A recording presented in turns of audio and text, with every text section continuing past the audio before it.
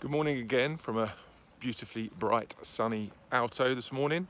Just out on the course with the clinic and wanted to get stuck into this week's vlog.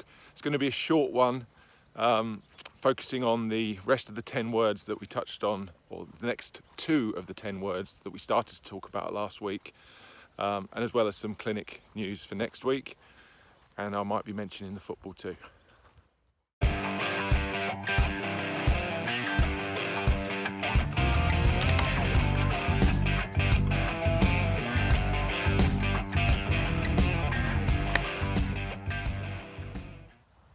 First thing I want to do this week is welcome back John Findlater.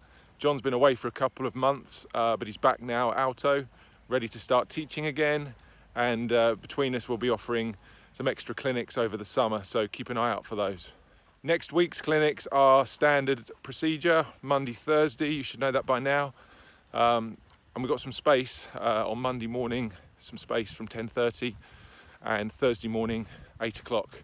We'll be back on the course at Alto. Get in touch with me or John if you'd like to be part of that. So continuing on last week's video and the theme of the stack and tilt 10 words, last week we spoke about the first 2 words. It was weight forward, and this week I'm going to move on to the next 2 words, which would be shoulder down.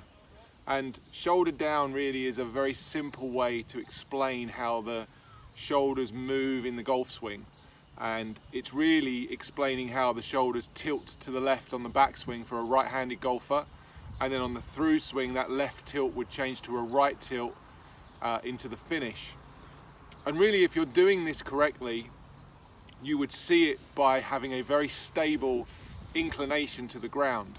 So let me explain what that means. When we set up to the golf ball, we have this forward bend which creates an inclination to the ground, an amount that we're bent forwards. And in order to make a shoulder turn and maintain that inclination, I have to make sure my shoulders, my left shoulder on the backswing works down towards the ball.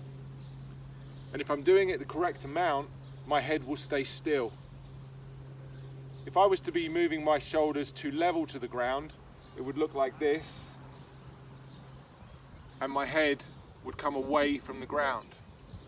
One more time. And if I was to be moving the shoulder down too much, or said another way, if I was to be doing the left tilt too much, my head would actually move down towards the ground. So I start with this much inclination. If I left tilt too much, if I put my shoulder down too much, my head would drop down towards the ground.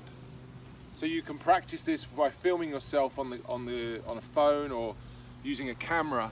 You can check to see if you're doing the right amount of this movement. But the shoulder down piece very often gets missed in terms of conversation about the backswing. There's a lot of talk about the turn and how the shoulders are supposed to turn. There's very little spoken about how they need to tilt. And if you move the shoulder down in the correct fashion, you'll actually increase your ability to turn, which ultimately gives you more potential power. So to summarize, we've got 4 of the 10 words so far. We've talked about having the weight forward. We do that to give ourselves the best chance of hitting the ground far enough forward to strike the ball well. And today we've spoken about the shoulder down, which is the left tilt on the backswing and the right tilt on the follow through. And that's to help a golfer maintain their inclination to the ground, which really defines the golf as we play it on the ground. We have the golf ball down on the ground, we have to bend forward to find the golf ball. Tilting to the left on the backswing and to the right on the follow through really is a defining movement of golf.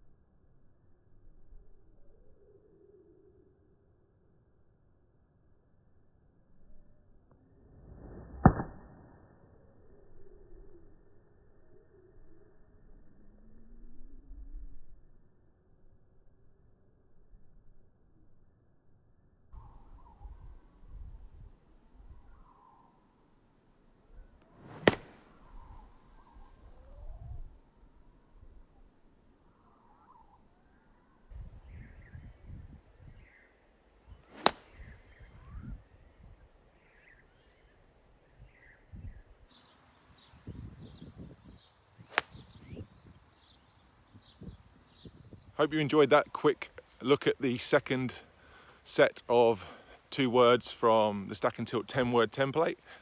Shouldered down is very often the message I leave students with after a lesson.